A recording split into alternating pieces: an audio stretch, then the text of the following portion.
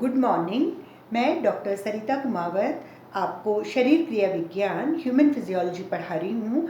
और human physiology में हमारा लास्ट चैप्टर ज्ञानेंद्रियाँ यानी संवेदी अंग चल रहा है। उसमें मैं आँख वाला चैप्टर पढ़ा रही हूँ आपको। और आँख की संरचना पिछली बार मैंने आपको बता दी थी, और आँख की संरचना के बाद में आज मैं आँख के कार्य आपको पढ़ा रही हूँ। तो आँख का कार्य मेनली होता है देखना। तो जो आँखें देखती हैं उसकी क्रियाविधि क्या है? Function of vision. तो फंक्शन ऑफ विजन यानी देखने की क्रिया क्या होती है वो मैं आज आपको बता रही हूँ। तो आँखें जो हैं वो प्रकाश की किरणों को अपने अंदर लेती हैं, और जब वो प्रकाश की किरणें ग्रहण करती हैं तो बहुत सारी रचनाओं से गुजर कर वो रेटिना तक जाता है यानी अंतःपटल तक, और वहाँ जाके उल्टा प्रतिबिंब बन जाता है। ये चित्र वापस यही बनाया हुआ है। आप देखिए, यहाँ अगर कोई ये वस्तु रखी हुई है तो इसका जो चित्र है वो कॉर्निया से गया, और कॉर्निया और ये इस तरह से इन सब चीज़ों से, और यहाँ जाके इसका चित्र बन जाता है। तो प्रकाश की किरणों को ये ग्रहण करके और बहुत सारी रचनाओं से अंतःपटल पे वस्तु का उल्टा प्रतिबिंब बना देती है। अब ये होता है कि ये जो लेंस है इसका जो फोकल लेंथ है, फोकल लेंथ एक फिक्स है कि यहाँ हमको सबसे अच्छा दिख रहा है मान लो, तो बहुत है ना, पास में अगर लेके आएंगे तो फोकल लेंथ मतलब थोड़ा कम कर लेंगे, हम लेंस को बहुत छोटा कर लेंगे, और बहुत दूर ले जाएंगे तो हम आँखों को चौड़ा कर लेंगे तो उसका फोकल लेंथ बढ़ जाएगा। लेंस अपना फोकल लेंथ बड़ा और छोटा कर सकता है, और हम ऐसी क्षमता को व्यवस्थापन कहते हैं। लेंस किसी भी चीज़ को देखने के लिए अपने आप ही, ऐसी कोई मशीनरी नहीं है कि उसको ऑन करनी पड़ती है या उसको कोई एडजस्ट करना पड़ता है कि भाई दूर की चीज़ है तो इसको एडजस्ट करो, या पास की चीज़ है, ऐसा कुछ नहीं है। अपने आप फिजियोलॉजिकली बना हुआ है कि आँखें पास की चीज़ को भी अच्छे से देख लेती है, दूर की चीज़ को भी। अब वैसे सब चीज़ें हमको दिखाई दे रही हैं, लेकिन अगर हम स्पेशली किसी चीज़ को देखना चाहें, दूर में कोई चीज़ है, सिर्फ एक ही चीज़ को हमको फोकस करनी है, तो हम थोड़ी चौड़ी आंखें करके ध्यान से देखेंगे। बाकी तो सब चीज़ें दिखाई दे रही है, लेकिन किसी एक चीज़ को पॉइंट आउट करना है तो हम उसको ध्यान से देखेंगे, तो चौड़ी आंखें हो जाती है। पास में कई सारी चीज़ें हैं तो हम यूँ देख लेते हैं, लेकिन किसी चीज़ को ध्यान से देखना है तो हम थोड़ा सा आंखें छोटी छोटी करके, हमारे लेंस का व्यवस्थापन छोटा करके फिर हम उसको देखते हैं। इसलिए हम लेंस के फोकल अंतर को जो ऊंचा नीचा मतलब कम या ज़्यादा करते हैं, हम उसको व्यवस्थापन कहते हैं।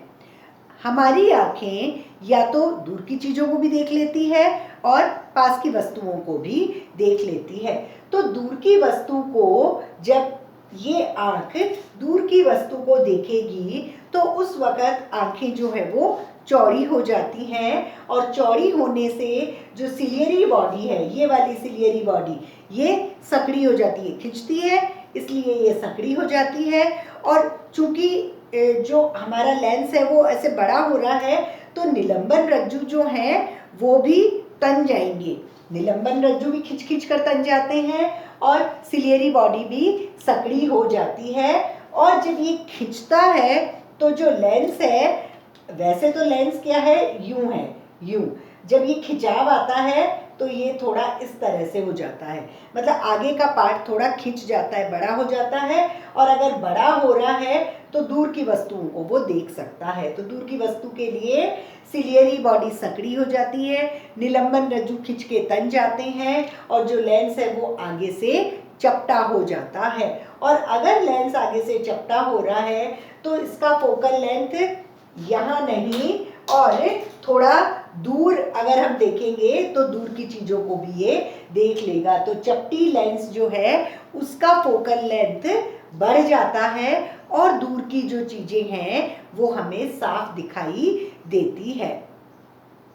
जब हमें नज़दीक की वस्तु यानी पास की वस्तु को देखना पड़ता है तो उस समय आँखों को थोड़ा छोटा छोटा यानी लेंस को थोड़ा छोटा करना पड़ता है। उस समय जैसे इसमें सिलियरी बॉडी संकड़ी हो गई थी, इसमें सिलियरी बॉडी सिकुड़ जाती है, इसमें पास पास आ जाती है, सिलियरी बॉडी सिकुड़ जाती है। निलंबन रज्जु इसमें तन रहे थे, खिंच रहे थे, इसमें थोड़े से ढीले हो जाते हैं। यहाँ लेंस आगे से चपटा हो गया, खिंच गया था, इसमें लेंस में तनाव आता ही नहीं है, थोड़ा कम हो जाता है, तो लेंस थोड़ा और गोल हो जाता है और फिर फोकल लेंथ जो है वो बिल्कुल कम हो जाती है और पास की चीज़ को देखने में, बिल्कुल पास की चीज़ को देखने में ये आराम से क्लियर से ये लेंस देख पाता है। तो दोनों में आप अगर फर्क देखेंगे कि दूर की वस्तु जो है उसमें सिलियरी बॉडी जो है वो सकड़ी हो रही थी और पास की वस्तु में सिलियरी बॉडी सिकुड़ जाती है।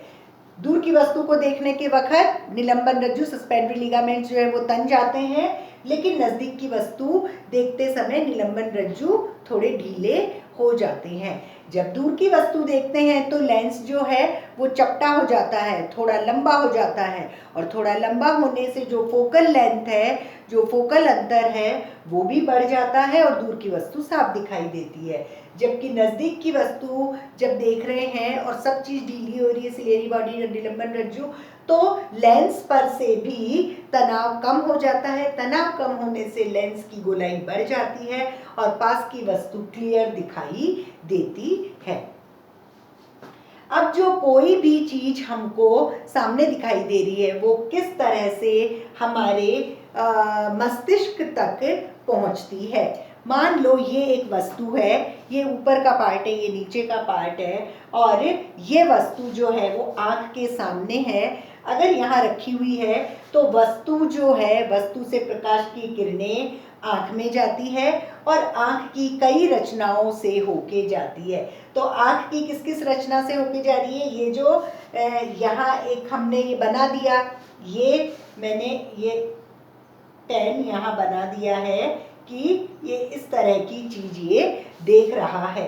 अब ये आँख यहाँ से वस्तु से प्रकाश की किरणें ली इसने, उसके बाद कॉर्निया में गया, ये कॉर्निया के बाद ये जलीय द्रव में गया, जलीय द्रव के बाद में पारदर्शी लेंस तक गया, पारदर्शी लेंस के बाद में काचाभ द्रव, ये जो अंदर है काचाभ द्रव में गई ये प्रकाश की किरणें, फिर रेटिना, यहाँ रेटिना में ये जो चित्र है वो यहाँ उल्टा चित्र बन जाता है।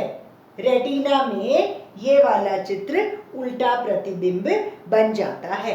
जैसे ही आंतरिक सतह यानी रेटिना पे उल्टा प्रतिबिंब बनता है तो यहाँ जो छड़ और शंकु होते हैं, रॉड्स और कोन्स होते हैं, वो उत्तेजित होते हैं और वो उत्तेजित होने के बाद में यहाँ जो तंत्रिकाएं हैं, नर्व्स हैं, मतलब ऑप्टिक नर्व, जो दृष्टि तंत्रिकाएं हैं, जो देखने वाली तंत्रिकाएं हैं, तो दृष्टि तंत्रिकाओं तक ये छड़ और शंकु जो हैं वो उल्टे प्रतिबिंब को, दृष्टि तंत्रिकाएं जो हैं वो यहाँ मस्तिष्क है, हमारा मस्तिष्क है ये यहाँ, तो यहाँ इसको उल्टे प्रतिबिंब को मस्तिष्क तक तंत्रिकाएं भेजती हैं और जब मस्तिष्क में उल्टा प्रतिबिंब जाता है तो वहाँ एक दृक पिंड होता है। दृक पिंड यानी ऑप्टिक लोब, यानी देखने वाली जो वस्तु है उसका चित्र वहाँ जाता है।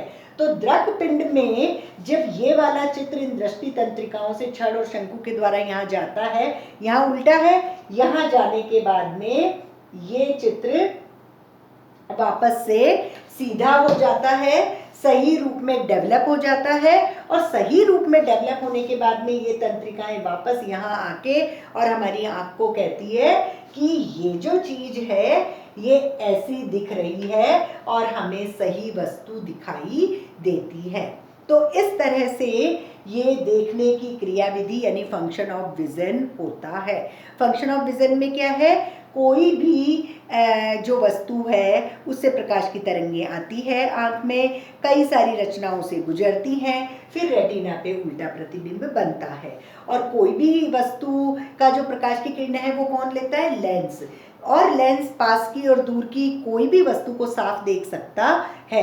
क्यों देख सकता है? क्योंकि लेंस में अपने आप में ऐसी क्षमता होती है कि वो अपनी फोकल लेंथ को थोड़ी बड़ी या पास, मतलब दूर और पास की फोकल लेंथ अपनी कर लेता है, और ऐसी क्षमता को हम लेंस की क्षमता को व्यवस्थापन कहते हैं। अगर दूर की वस्तु हमारा लेंस देख रहा है तो उसमें उसकी आंखें चौड़ी करनी पड़ती है, सिलियरी बॉडी जो है वो तन जाती है, पतली हो जाती है, निलंबन रज्जु थोड़े से खिंच जाते हैं, लेंस चपटा हो जाता है। लेंस चपटा होने से फोकल लेंथ बढ़ जाती है और दूर की वस्तु हमें बिल्कुल साफ दिखाई देती है।